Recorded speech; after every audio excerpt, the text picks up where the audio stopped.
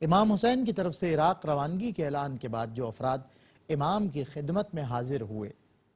اور آپ رضی اللہ تعالیٰ عنہ کو یہ سفر ترک کرنے کا مشورہ دیا، ان میں ایک حضرت عبداللہ ابن عباس رضی اللہ تعالیٰ عنہ بھی تھے۔ انہوں نے اپنی گفتگو کا آغاز اس طرح کیا: اے چچا زاد، آپ کے فراق میں خواہ کتنے ہی صبر و ضبط کا اظہار کروں، لیکن حقیقت یہ ہے میں صبر نہیں کر سکتا، کیونکہ مجھے اندیشہ ہے کہ اس سفر میں آپ شہید کر دیے جائیں گے اور آپ کے اہل و عیال قیدی بنا لیے جائیں گے، اور میرے اس اندیشے کا سبب یہ ہے کہ اہل عراق وعدہ خلاف ہیں اور ان پر اطمینان نہیں کیا جا سکتا۔ اس کے بعد ابن عباس نے کہا، آپ سرزمین حجاز پر سید و سردار ہیں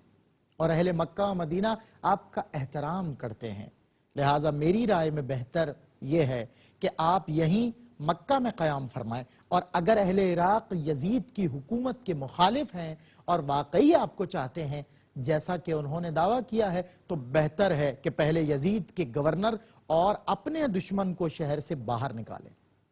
اس کے بعد آپ وہاں تشریف لے جائیں۔ ابن عباس نے مزید کہا، اور اگر آپ مکہ چھوڑنے پر اصرار کرتے ہیں تو بہتر ہے کہ یمن جائیے،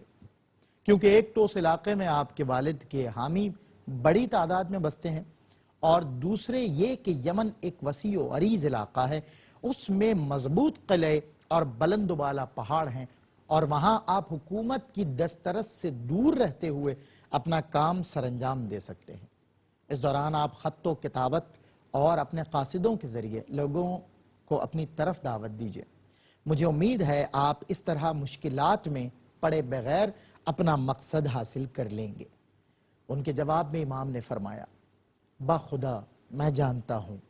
کہ آپ میرے خیر خواہ، ہمدرد اور مجھ پر مہربان ہیں، لیکن میں نے عراق کی جانب اپنا سفر اور اس سفر کا پختہ ارادہ کر لیا ہے۔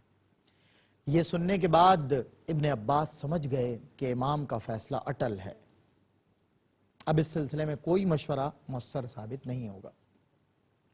لہٰذا انہوں نے اس موضوع پر مزید کوئی بات نہیں کی اور کہا، اب جبکہ آپ نے جانے کا فیصلہ کر ہی لیا ہے تو خواتین اور بچوں کو اپنے ساتھ نہ لے جائیے، مجھے ڈر ہے کہ آپ کو ان کی آنکھوں کے سامنے قتل کر دیا جائے گا۔ امام نے حضرت ابن عباس کے مشورے کا جواب ان الفاظ میں دیا،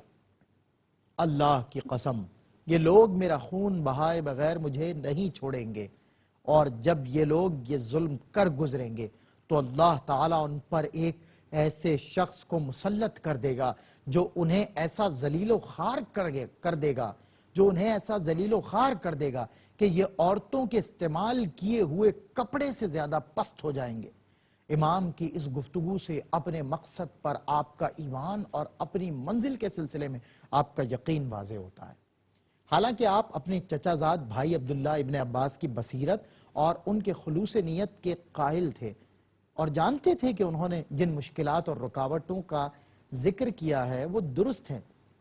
اس کے باوجود آپ نے ان کے جواب میں فرمایا، میں ان تمام مشکلات کے باوجود یہی راستہ اختیار کروں گا۔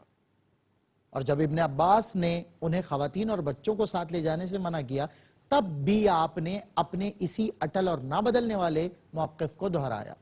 تاریخ طبری جلد سوم صفحہ نمبر 281 میں ان کے متعلق ہمیں یہ بیان ملتا ہے،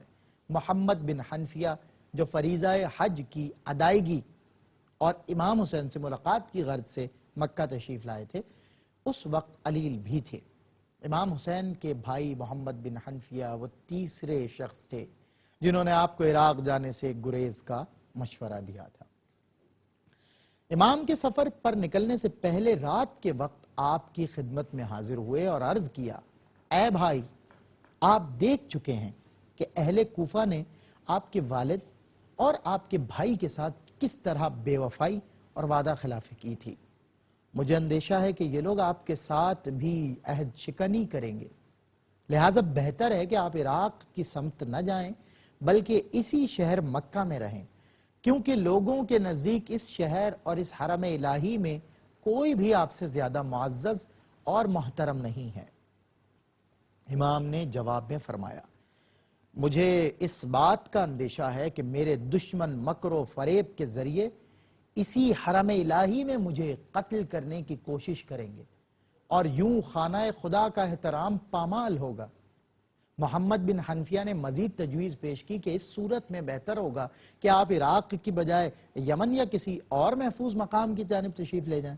امام نے فرمایا میں آپ کے مشورے اور اس تجویز پر غور کروں گا۔ ناظرین، یہی ہے منصب رہبری کا صحیح مفہوم کہ جب امام اپنے لیے فریضے کا تعین کر لیتا ہے تو پھر اس کے مقابل کسی اندازے اور خطرے کو خاطر میں نہیں لاتا۔